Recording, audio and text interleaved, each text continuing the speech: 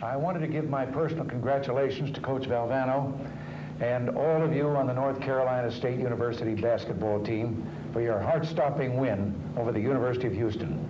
You won't believe this, but I got so carried away I forgot I was watching television and started broadcasting the game myself. Since something like this, the seconds are ticking away here at University Arena in Albuquerque. North Carolina State behind 44-37 has pulled up to a 52-52 tie, and only seconds to go. Thurl Bailey has the ball in the corner. They could be in trouble. No, Bailey passes to Wittenberg. He's right above the key, shoots. It's going short. Oh no, Lorenzo gets it. He dunks it and is down there with just seconds remaining, and the crowd is going crazy, and that's the game. The North Carolina State has beaten the famous Houston basketball team in their second national championship.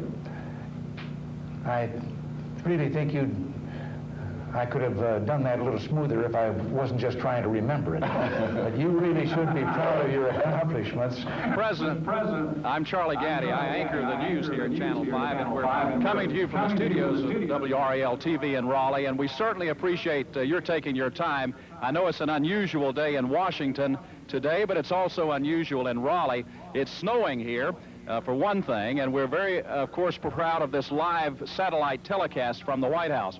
We're going to let you and Coach Valvano see some of the players and talk with some of the players right now, if that'll be okay. All right. Okay, Coach Valvano, here's Thurl Bailey. Thurl? How you doing, Coach? Hi, T. How are you? How you doing, Mr. President?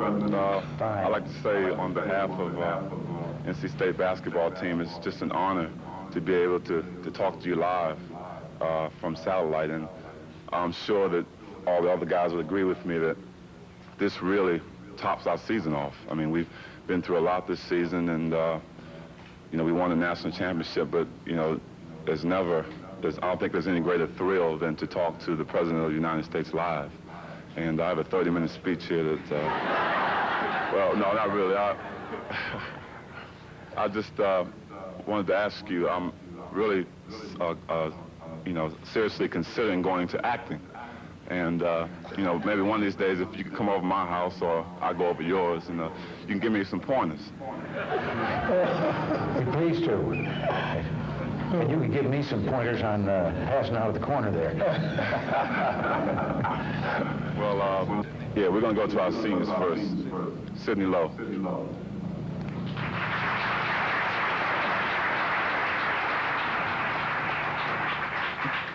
How you doing, Coach and Mr. President? I enjoyed being here, and I want to say hi to my coach again because I hadn't seen him since I broke my hand. Thank goodness you broke it after the season, Sidney. Well, again, I'd like to say thank you very much and good day. Whatever. Mr. President, Derek Wittenberg.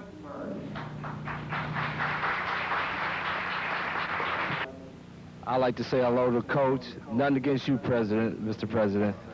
And I'd like to say hello to the President. This is a great honor, and as Thurl and Sidney said, that, you know, it was a highlight of our season, just to top it off by talking to the President. We thank him for it. Possibly if they could just introduce the remaining members of the team, and I think that would be appropriate. Thurl, why don't you do that? Ernie Myers, a freshman from New York.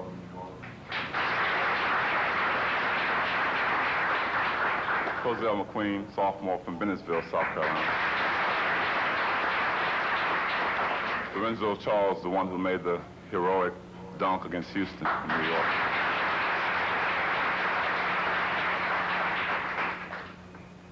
George McClain from Rocky Mount, North Carolina. Walt Dinsmore from Alabama. And Terry Gannon from Chicago. We've already introduced Sidney Lowe. Next is Alvin Battle, another North Carolinian from Rocky Mount. We have Tommy DiNardo, whose father played at North Carolina State a few years back. Next we have Quentin Leonard, who's also a senior on this ball club from Lewisburg, North Carolina. Next is Mike Warren, who's a native of Raleigh. And on the opposite side of Derek is Harold Thompson from Rayford, North Carolina.